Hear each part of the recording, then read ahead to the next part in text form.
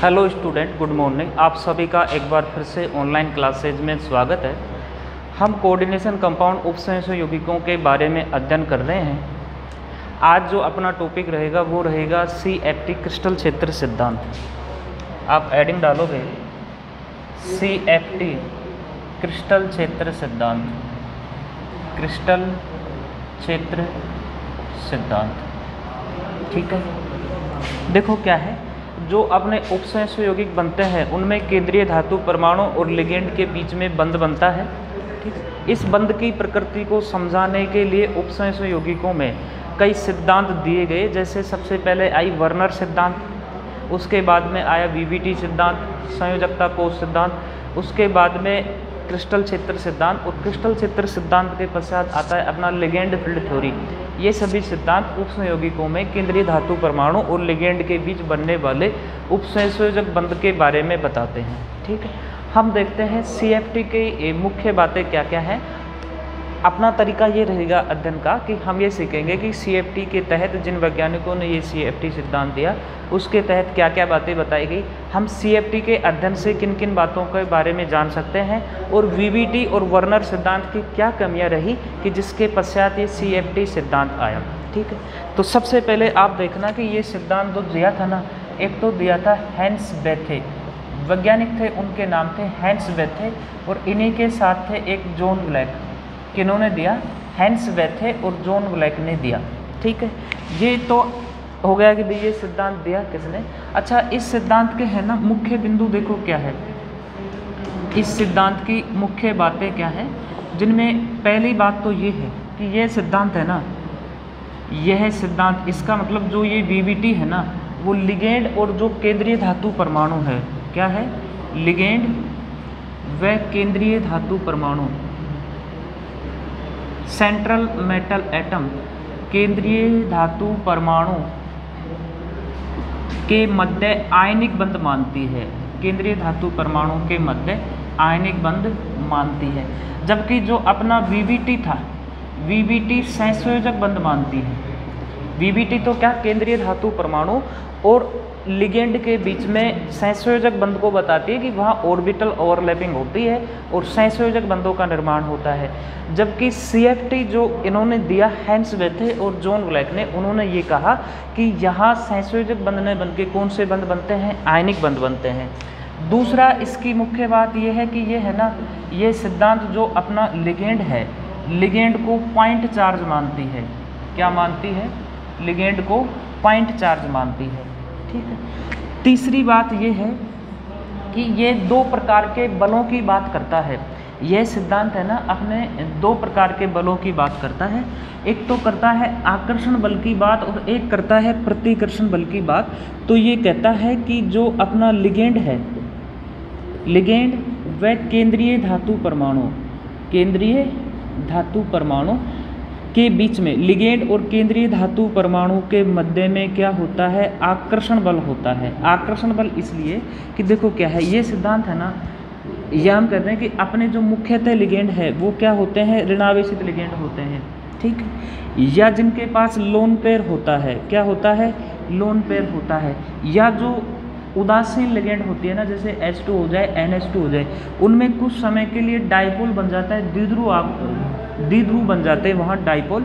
तो उस स्थिति में इन लिगेंडों पर क्या मान लिया जाता है, माइनस चार्ज। क्या मान लिया जाता है, माइनस चार्ज, चाहे वो ऋणावेशित लिगेंड हो चाहे वो उदासीन लिगेंड हो। ठीक है, तथा जो केंद्रीय धातु परमाणु है ना, इस पर रहता है कौन सा चार्ज, धनावेश। तो इधर तो रहेगा ऋणावेश, इधर रहेगा धनावेश, और धनावेश ऋणावेश एक दूसरे को क्या करते हैं, आकर्षित करते हैं। तो ये सिद्धांत ये कहता है कि लिगेंड और केंद्रीय धातु परमाणु के बीच में क्या रहता है, आकर्षण बल रहता है। अगला पॉइंट इसका, इस सिद्धांत का ये है कि जो अपना लिगेंड है, लिगेंड व केंद्रीय धातु परमाणु के, लिगेंड व केंद्रीय धातु परमाणु के इलेक्ट्रॉन, ठीक है, लिगेंड हो जाए और केंद्रीय धातु परमाणु के इलेक्ट्रॉन हो जाएं। लिगेंड पर कौन सा आवेश मान रहा है, ऋणावेश मान रहा है। ऋणावेशित लिगेंड है तो आवेश ऋणावेश ही है। यदि उदासीन लिगेंड है तो वहाँ कुछ समय के लिए डाइपोल बन जाता है। ठीक है, उस स्थिति में भी क्या है, ऋणावेश। और इधर केंद्रीय धातु परमाणु के इलेक्ट्रॉन, इलेक्ट्रॉन पर कौन सा आवेश रहता है, माइनस आवेश रहता है। तो इस इलेक्ट्रॉन और इस इलेक्ट्रॉन के बीच में क्या रहता है, प्रतिकर्षण बल रहता है। क्या रहता है, प्रतिकर्षण बल रहता है। ठीक है, क्या क्या बातें हैं, एक तो ये आयनिक बंध को मानता है, उसके अलावा क्या है, लिगेंड को पॉइंट चार्ज मान रहा है, और दो प्रकार के बलों की बात करता है, लिगेंड और केंद्रीय धातु परमाणु के मध्य आकर्षण बल, और उसके अलावा लिगेंड और केंद्रीय धातु परमाणु के जो इलेक्ट्रॉन है उनके बीच में क्या रहता है, प्रतिकर्षण बल। ठीक है, अब हमें यही देखना है कि ये जो अपना लिगेंड है और केंद्रीय धातु परमाणु के इलेक्ट्रॉन है उनके बीच में प्रतिकर्षण किस प्रकार से रहता है। हम किसकी बात करेंगे, इनके प्रतिकर्षण की बात करेंगे। जैसे इनके बीच में प्रतिकर्षण होता है तो वहीं से अपनी CFT की जो मेन बेस है वो वहीं से स्टार्ट होता है। तो देखना क्या है, हम बात करेंगे इनके प्रतिकर्षण की बात। ठीक है, देखो क्या है, प्रतिकर्षण किन के बीच में मान रहे हैं, लिगेंड के बीच में, और जो धातु परमाणु है ना, केंद्रीय धातु परमाणु के इलेक्ट्रॉन के बीच में हम क्या मान रहे हैं, प्रतिकर्षण। उससे पहले हम ये माने कि यदि लिगेंड नहीं है, यदि लिगेंड नहीं है, लिगेंड नहीं है, या हम कह दें कि केवल अपने पास में धातु परमाणु है, लिगेंड उसके पास अभी नहीं आया है। जब लिगेंड नहीं है तो धातु परमाणु मुख्यतः अपने किसके रहते हैं, डी उपकोष के, या कौन से रहते हैं, संक्रमण तत्व रहते हैं डी उपकोष के। और डी उपकोष में हमें पता है कितने कक्षक रहते हैं, 5 कक्षक रहते हैं। इन पांचों कक्षकों में कौन रहते हैं, इलेक्ट्रॉन रहते हैं। क्या रहते हैं, इलेक्ट्रॉन रहते हैं। ठीक, जब लिगेंड नहीं आया है उस स्थिति में ये जो पांचों डी कक्षक है उनकी ऊर्जा, उस स्थिति में 5 डी कक्षक हैं उनकी ऊर्जा क्या रहती है, समान रहती है। ऊर्जा क्या रहती है, समान रहती है, जिन्हें हम कहते हैं समभ्रंश डी कक्षक। क्या कहते हैं, समभ्रंश डी कक्षक। ठीक है, पांचों कक्षकों की ऊर्जा बराबर है, उन्हें हम कह रहे हैं समभ्रंश डी कक्षक। देखो ये जो पांचों कक्षक है ना, ये अपने इस प्रकार से हैं। एक तो होता है dxy, dyz, एक हो जाएगा dxz, एक dx²y², और एक होता है dz²।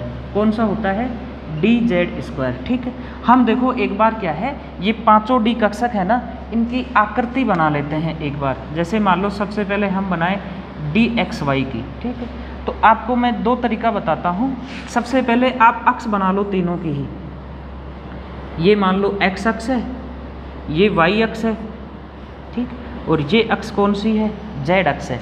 सभी अक्ष बना लेंगे, ये x, ये y और ये z। ये भी क्या हो जाए, x, ये y अक्ष और ये क्या हो गई, z अक्ष। ठीक है, एक अक्ष हो जाएगी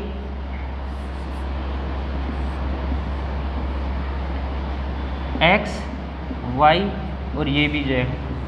एक के लिए और हम बना लेंगे x अक्ष, y अक्ष और एक क्या हो गई, z अक्ष। ठीक, अच्छा अब देखो इन कक्षकों की आकृति बनानी पड़े, dxy की, एक dyz की, dxz की, dx²y² और एक बनानी पड़े हमें dz² की। तो मैं आपको 2 तरीके बताऊंगा।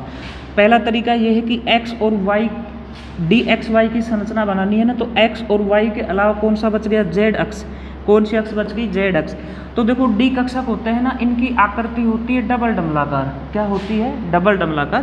तो एक डंबल तो हम बना देंगे z अक्ष पर। कहाँ बना देंगे, z अक्ष पर।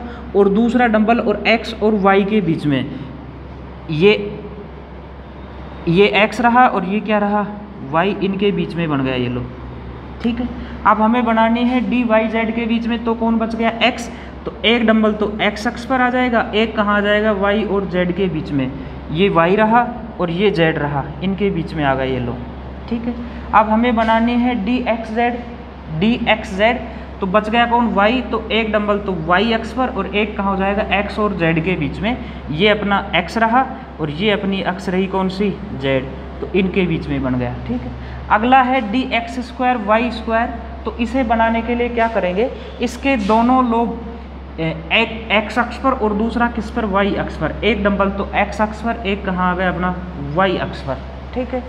अब हम आते हैं डी जेड स्क्वायर, इसमें दोनों के दोनों जेड अक्ष पर ही होते हैं और इन्हें हम इस प्रकार से दर्शाते हैं। ठीक, देखना क्या है, जो अपना डी उपकोष का कक्षक है वो रहता है डबल डंबलाकार। कैसा रहता है? डबल डंबलाकार। सभी में डबल डंबलाकार लग रहा है, लेकिन इसमें डबल डंबलाकार लग नहीं रहा। देखो ये इस प्रकार से है, मान लो दो डंबल इस प्रकार से बन रहे हैं, तो इसको हमने इस प्रकार से दर्शा दिया, यहाँ भी इस प्रकार से दर्शा दिया, यहाँ भी इस प्रकार से दर्शा दिया और यहाँ भी इस प्रकार से दर्शा दिया। लेकिन यहाँ ये दोनों डंबल एक्स अक्ष पर आ रहे हैं, एक डंबल तो इस प्रकार से आ रहा है और एक डंबल इसके बिल्कुल परपेंडिकुलर इस प्रकार से आ रहा है। जब हम सामने से देखते हैं उस स्थिति में हमें ये डंबल तो दिख जाएगा, जबकि ये पूरा नहीं दिखता है, इसका केवल सामने का हिस्सा दिखता है, इसलिए हमने कैसे दर्शा दिया, इसको गोले से दर्शा दिया। ठीक है। दूसरा तरीका ये है कि यदि हमें इन पांचों की आकृति बनानी पड़े, पांचों की आकृति बनानी पड़े, ठीक है, तो दूसरा तरीका जैसे डी एक्स वाई की ही बनानी है हमें, तो हम क्या करेंगे, ये एक्स अक्ष ये वाई अक्ष, क्या करेंगे एक्स और वाई अक्ष, एक्स और वाई के बीच में 45 डिग्री का कोण बनाता हुआ ये डंबल इस प्रकार से होते हैं। ठीक है। दूसरा हमें वाई जेड की बनानी पड़े तो इसे वाई अक्ष मान लो, इसे क्या मान लो, जेड अक्ष मान लो, और वाई और जेड के बीच में क्या बना दो, 45 डिग्री का कोण बनाता हुआ। यदि हमें एक्स जेड बनाना पड़े तो एक को एक्स अक्ष मान लो, एक को कौन सी अक्ष मान लेंगे हम, जेड अक्ष मान लेंगे। ठीक है। और एक्स और जेड के बीच में 45 डिग्री का कोण बनाता हुआ, ये किसकी आकृति होगी, डी एक्स जेड की।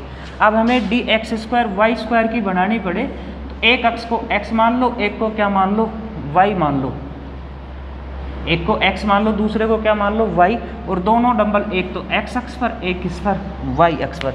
ठीक ऐसे ही इसकी बनानी पड़े डी जेड स्क्वायर की, तो एक अक्ष को z मान लो और दूसरी को चाहे तो x मान लो, चाहे क्या मान लो, y मान लो, और दोनों के दोनों डंबल एक ही अक्ष पर इस प्रकार से आ जाते हैं। ठीक है। तो देखो क्या है, हम बात कर रहे थे किसकी, क्रिस्टल क्षेत्र सिद्धांत की, और वहाँ हमने ये देखा जैसे ही जब उस स्थिति में जब केंद्रीय धातु परमाणु केवल अकेला है, वहाँ डी उपकोष के पांचों कक्षक रहते हैं, उनकी आकृति इस प्रकार से रहती है। ठीक है। अब जैसे ही मान लो उनके पास में लिगेंड आएगा ना, तो देखो लिगेंड किस प्रकार से आता है, और लिगेंड के आने से जो लिगेंड पर ऋणावेश है और इन इलेक्ट्रॉनों पर भी ऋणावेश है, उनके बीच में मध्य में होता है प्रतिकर्षण। तो देखना किस प्रकार से होता है। ठीक, हमने ये मान लिया कि जो अपने आने वाले लिगेंड है ना, वो 6 लिगेंड हैं। कितने लिगेंड हैं आने वाले लिगेंड, कितने हैं, 6 लिगेंड हैं। ठीक है। और जैसे यदि हमने ये मान लिया ये अपनी एक्स अक्ष है, ये अपनी वाई अक्ष है, और ये अपनी कौन सी है, जेड अक्ष है। कौन सी अक्ष है, इसे मान लिया एक्स अक्ष, इसे मान लिया वाई अक्ष, और इसे क्या मान लिया, जेड अक्ष है। ठीक है। अच्छा देखो, अब 6 लिगेंड है, तो 6 लिगेंड है तो 6 लिगेंड जुड़ेंगे। देखो कैसे, एक लिगेंड तो यहाँ से आएगा एक्स अक्ष पर, ठीक है, एक लिगेंड इधर से आएगा, एक लिगेंड इधर से आएगा। ठीक, एक लिगेंड वाई अक्ष से इधर से आएगा, एक लिगेंड वाई अक्ष पर इधर से आएगा। ठीक है। एक लिगेंड जेड अक्ष पर इधर से आएगा और एक लिगेंड जेड अक्ष पर इधर से आएगा। ठीक है। अब देखो ये 6 लिगेंड आ रहे हैं, इसका मतलब ये कौन सी आकृति बना रहे हैं, अष्टफलकीय बना रहे हैं। कौन सी बना रहे हैं, अष्टफलकीय। कौन सी आकृति बना रहे हैं, अष्टफलकीय बना रहे हैं। ठीक। अच्छा देखो, अब अपने जो कक्षक हैं पांचों डी उपकोष के कक्षक वो 5 प्रकार के हैं, D X Y, D Y Z, इस प्रकार से 5 हैं। इनमें ये मुख्यतः 2 प्रकार से हैं। देखो कैसे, ये तीनों तो अक्ष के बीच में हैं। कहाँ है, अक्ष के बीच में, जैसे इसके बीच में हो गया एक्स और वाई अक्ष के बीच में। ये वाई जेड कहाँ हो गया, वाई, ये वाई और ये जेड अक्ष, इन दोनों के बीच में हो गया ये इस प्रकार से। ठीक है। डी एक्स जेड कहाँ है, एक्स और जेड के, एक्स और जेड के बीच में ये एक्स अक्ष रहा, और ये कौन सी अक्ष रही, जेड अक्ष रही। तो एक्स और जेड के बीच में इस प्रकार से हो गया। तो ये तीनों हैं, ये अक्ष के बीच में है, जबकि इन दोनों के कक्षक दोनों के दोनों कहाँ रहते हैं, अक्ष पर रहते हैं। ठीक। अच्छा जैसे मान लो हमने ये मान लिया कि अपने पास में ये जो कक्षक है ना, ये जो कक्षक है वो अपना D X square Y square है। ठीक है। तो देखो क्या है, उसमें D X square Y square की संरचना कुछ इस प्रकार से होगी। ठीक है। अच्छा अब देखो जैसे ही अपना लिगेंड आएगा, जैसा ही अपना लिगेंड आएगा तो देखो यदि क्या है, ये डी ऑफकोर्स का है, इसमें सभी पांचों कक्षक हैं, मान लिया D X square Y square भी है, डी जेड स्क्वायर भी है, उसके अलावा D X Y, D Y Z और डी एक्स जेड सभी कक्षक हैं इसके अंदर, किसी धातु परमाणु के अंदर। ठीक है, तो जैसे ही लिगेंड इधर से आएगा, ठीक, तो देखो क्या है, एक कक्षक कहाँ है अपना, ये रहा भाई। ये कक्षक कौन से रहेंगे, जो अक्ष पर नहीं है। ये कक्षक कौन से हैं, जो अक्ष पर हैं, यानी अक्ष वाले तो कौन से हैं, D X square Y square और एक क्या है अपना डी जेड स्क्वायर। और अक्ष पर कौन से नहीं हैं, ये तीनों क्या रहते हैं, अक्ष पर नहीं है। इसलिए जैसे मान लो एक्स अक्ष पर जैसे ही एक्स अक्ष की तरफ यदि कोई लिगेंड इस तरफ से आ रहा है तो ये लिगेंड जिस पर क्या आवेश है, माइनस चार्ज। यहाँ कौन है, इलेक्ट्रॉन, इलेक्ट्रॉन पर भी कौन सा आवेश है, माइनस चार्ज। ये लिगेंड और इस इलेक्ट्रॉन के माइनस आवेश के बीच में क्या होगा, प्रतिकर्षण होगा। प्रतिकर्षण यहाँ भी होगा और प्रतिकर्षण यहाँ भी होगा, यानी उन कक्षकों पर भी प्रतिकर्षण लगेगा यहाँ जो कहाँ है, अक्ष पर स्थित है, और उन कक्षकों पर भी प्रतिकर्षण लगेगा जो अक्ष के क्या है, बीच में है। ठीक, अच्छा देखो ये इस प्रकार से है, ये तो इस प्रकार से है कि दोनों आमने सामने से प्रतिकर्षण कर रहे हैं, जबकि ये थोड़ा सा इस प्रकार से है। अब प्रतिकर्षण ये ऐसे है, तो ऐसे प्रतिकर्षण लगेगा तो यहाँ प्रतिकर्षण लगेगा इनका कम, जबकि आमने सामने से लगेगा तो उनमें क्या लगेगा, प्रतिकर्षण ज़्यादा। तो देखो प्रतिकर्षण ज़्यादा किस में लगेगा, जो अक्ष पर है, अक्ष पर है उसका मतलब D X square Y square और डी जेड स्क्वायर, ये दो हैं, इनमें प्रतिकर्षण ज़्यादा लगेगा किन की तुलना में, D X Y, D Y Z और डी एक्स जेड की तुलना में। ठीक है, ज़्यादा प्रतिकर्षण कहाँ, ज़्यादा प्रतिकर्षण वहाँ जो कक्षक अक्ष पर स्थित है, यानी इन दोनों में ज़्यादा प्रतिकर्षण, इन तीनों में क्या रहता है, कम प्रतिकर्षण। यहाँ जब प्रतिकर्षण ज़्यादा है, ठीक है, प्रतिकर्षण ज़्यादा है तो इनकी ऊर्जा भी क्या हो जाती है, ज़्यादा, इनकी ऊर्जा भी क्या हो जाती है, कम। तो इन्हें तो हम सम्मिलित रूप से इन दोनों को कहते हैं टी, इन्हें तो इन तीनों को अलग नाम से कहेंगे, इन तीनों को अलग नाम से कहेंगे, इन दोनों को तो हम कहते हैं ईजी सेट। क्या कहते हैं, दोनों को सम्मिलित रूप से ईजी सेट। इन तीनों को हम सम्मिलित रूप से कहते हैं T2G सेट। क्या कहेंगे, उन दोनों को, उन तीनों को हम कहेंगे T2G सेट, इन दोनों को कहेंगे ईजी सेट। और एक बात सामने यहाँ ये आई है निकल के कि वो ये आई है कि जो अपने ईजी सेट हैं, कौन से सेट, अपने ईजी सेट हैं, उनकी ऊर्जा ज़्यादा रहती है किनकी तुलना में, T2G सेट की तुलना में। इनकी ऊर्जा ज़्यादा इसलिए है क्योंकि इन पर प्रतिकर्षण बल अधिक लगा है या प्रतिकर्षण अधिक हुआ है, कौन से पे, D X square Y square और डी जेड स्क्वायर पर। इनकी ऊर्जा अधिक थी क्योंकि इन पर प्रतिकर्षण अधिक लगा है। इन पर प्रतिकर्षण अधिक लगा है क्योंकि ये जो कक्षक हैं उनकी आकृति इस प्रकार से रहती है कि वो अक्ष पर स्थित होते हैं। अक्ष पर स्थित, जैसे मान लो एक्स अक्ष पर है तो एक्स अक्ष पर कोई लिगेंड आएगा तो ज़्यादा प्रतिकर्षण। अब जो वाई अक्ष पर है तो सीधा लिगेंड ऊपर से आएगा, ज़्यादा प्रतिकर्षण। अब कोई जेड अक्ष पर है तो सीधा जेड अक्ष के जो सामने से लिगेंड आएगा तो क्या होगा, प्रतिकर्षण।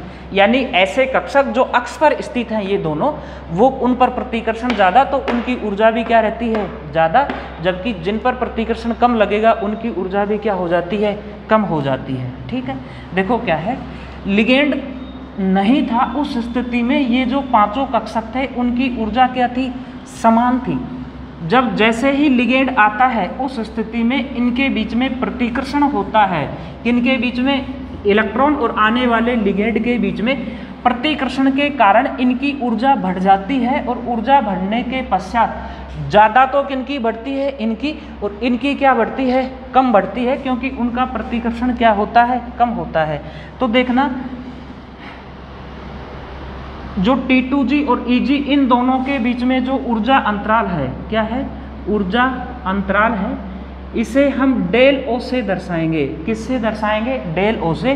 डेल तो अंतर को दर्शाता है और ओ ये होता है ओक्टाहेड्रल के लिए, यानी अष्टफलकीय के लिए। ठीक है, तो एक तो क्या आ गया, डेल ओ, जिसे हम कहेंगे क्रिस्टल क्षेत्र, स्प्लिटिंग एनर्जी, या हम कहते हैं विपाटन ऊर्जा। ठीक है, और इसी सिद्धांत का अगला पॉइंट यह है कि जैसे ही समभ्रंशता या डीजनरेसी खत्म होती है, समभ्रंशता खत्म होती है, समभ्रंशता खत्म होती है। समभ्रंशता खत्म होने का मतलब है जैसे ही पांचों कक्षकों की ऊर्जा बराबर नहीं रह पाती है, या हम कहते हैं समभ्रंशता खत्म होती है, उस स्थिति में एक अतिरिक्त स्थायित्व आ जाता है। क्या आ जाता है? अतिरिक्त स्थायित्व आ जाता है, जिसे हम कहेंगे क्रिस्टल क्षेत्र स्थायित्व। क्या कहेंगे? क्रिस्टल क्षेत्र स्थायित्व। और जो ऊर्जा है उसे हम कहेंगे क्रिस्टल क्षेत्र स्थायित्व ऊर्जा, क्रिस्टल फील्ड स्टेबलाइजेशन एनर्जी, जिसे हम CFSE से भी दर्शाते हैं। ठीक है। अब देखो क्या है, यदि अपने पास में लिगेंड आने वाले लिगेंड क्षय हो और अष्टफल के संकुल यौगिक बनते हों, तो उस स्थिति में जो इलेक्ट्रॉन और लिगेंड के बीच में प्रतिकर्षण होगा, उस स्थिति में इन डी कक्षकों का विपाटन किस प्रकार से होगा देखना। मान लो हमारे पास में 5 डी कक्षक है। क्या है? 5 डी कक्षक। इन्हें हम क्या कह रहे हैं? समभ्रंश डी कक्षक कह रहे हैं, क्योंकि इनकी ऊर्जा क्या है? सभी की समान है, इसलिए क्या कहा हमने इनको? समभ्रंश डी कक्षक। ठीक है। जैसे ही इनके संपर्क में लिगेंड आता है तो इनकी ऊर्जा क्या हो जाती है? बढ़ जाती है। लिगेंड आते ही इनकी ऊर्जा क्या हो जाती है? बढ़ जाती है। ये क्या है? लिगेंड की उपस्थिति में, लिगेंड की उपस्थिति में। ये क्या है? लिगेंड की अनुपस्थिति में, लिगेंड की अनुपस्थिति में। जैसे ही लिगेंड आता है उस स्थिति में इनकी ऊर्जा क्या हो गई? बढ़ गई। पांचों डी कक्षकों की ऊर्जा बराबर है। जैसे ही इनके संपर्क में लिगेंड आएगा तो इनकी ऊर्जा क्या हो जाती है? इस प्रकार से। इधर हम लिख रहे हैं किसको? ऊर्जा को। इनकी ऊर्जा क्या हो गई? बढ़ गई। ऊर्जा बढ़ गई। ऊर्जा बढ़ने के कारण, ठीक है। अब देखो क्या है? ऊर्जा बढ़ गई, स्थायित्व कम हो गया। ऊर्जा बढ़ गई, स्थायित्व कम हो गया। स्थायित्व कम होने की वजह से ये अब 2 भागों में विभक्त हो जाते हैं। जिनकी ऊर्जा अधिक बढ़ी है उन्हें तो हम क्या कह रहे हैं? Eg। जिनकी ऊर्जा कम बढ़ी है उन्हें हम क्या कह रहे हैं? T2G। तो Eg की ऊर्जा अधिक इसलिए बढ़ी थी क्योंकि Eg कक्षक अक्ष पर थे और यहाँ प्रतिकर्षण अधिक था। तो 2 तो क्या हो गए अपने? Eg किसे हम कह रहे थे? dx² y² और एक किसे कह रहे थे? dz² को। इनकी ऊर्जा बढ़ गई और इनकी ऊर्जा जो बचे 3 हैं उनकी ऊर्जा कम बढ़ती है, उनकी ऊर्जा कम बढ़ती है, जिसे हम क्या कह रहे थे? T2G set. कौन कौन से थे T2G में? dxy, dyz और एक क्या था? dxz। ये कक्षक था। ठीक है। आप एक चीज़ का ध्यान रखेंगे, इसको बनाते समय इनकी ऊर्जा बढ़ी है तो इससे ज़्यादा ऊर्जा किसकी है? इसकी। अब देखो इसमें एक की ऊर्जा तो अधिक बढ़ गई तो इससे भी ज़्यादा चले गए कौन? ये अपने कौन से थे? Eg वाले। जबकि इनसे कम कौन आ गए? T2G वाले। जब इनसे कम करते हैं T2G वालों को तो हमें एक बात का ध्यान रखना है, कम करते करते हमें इससे नीचे नहीं लाना है कि इन T2G वालों की ऊर्जा पहले से भी क्या हो जाए? कम हो जाए। पहले से तो अधिक रहती है, लेकिन अधिक रहती है, इनकी ऊर्जा कम बढ़ पाती है इसलिए नीचे है, इनकी ऊर्जा अधिक बढ़ पाती है इसलिए ये कहाँ है? ऊपर है। जो ऊर्जा है इस स्थिति पर, इस ऊर्जा को हम कहते हैं औसत ऊर्जा। यहाँ क्या कहते हैं हम इसे? औसत ऊर्जा, या इसे हम बेरी सेंटर भी कहते हैं। क्या कहते हैं? बेरी सेंटर भी कहते हैं। ये जो पूरा ऊर्जा अंतराल है, क्या है? ये जो पूरा ऊर्जा अंतराल है, इस पूरे ऊर्जा अंतराल को हम कहते हैं डेल ओ, क्रिस्टल क्षेत्र विपाटन ऊर्जा। क्या है ये डेल ओ? क्रिस्टल क्षेत्र विपाटन ऊर्जा। और ये एक डेल ओ है ना, ये एनर्जी का ही एक दूसरा रूप है जिसे हम कहते हैं 10dq।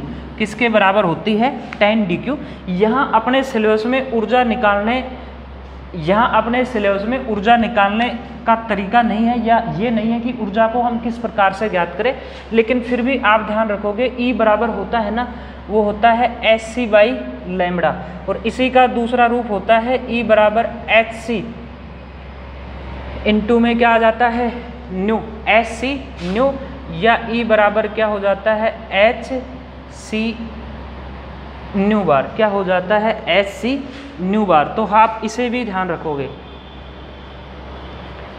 E बराबर h न्यू, c नहीं, E बराबर केवल h न्यू, c/λ ही अपना क्या होता है? न्यू, या E बराबर एस सी इंटू न्यू बार किसे है, तरंग दैर्घ्य को। ये ऊर्जा किस प्रकार से ज्ञात की जाएगी ये अपने सिलेबस में है नहीं, इसलिए हम इसको अध्ययन नहीं करेंगे। आपको केवल ध्यान रखना है कि इस ऊर्जा अंतराल को डेल ओ कहते हैं, जिसका है क्रिस्टल चित्र विपाटन ऊर्जा, और डेल ओ बराबर होता है 10 डी क्यू। किसके बराबर होता है, 10 डी क्यू।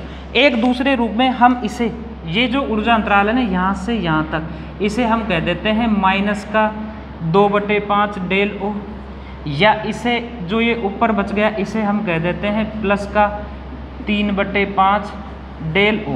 प्लस 3/5 और माइनस 2/5 ये दोनों मिलकर क्या हो जाते हैं, 0। यानी जितना ये कम हो रहा है उतना ही ये क्या हो रहा है, बढ़ रहा है। तो ये अपने क्या थी, CFSE थी, CFSE, या हम कहते हैं CFSE इस प्रकार से ज्ञात करते हैं, या हम कहते हैं ये अपना है क्रिस्टल क्षेत्र विपाटन सिद्धांत। क्या है, क्रिस्टल क्षेत्र विपाटन सिद्धांत। उसके अलावा देखो क्या है, हमने अष्टफलकीय संकुल यौगिकों में पढ़ लिया, जब लिगेंड कितने थे, 6।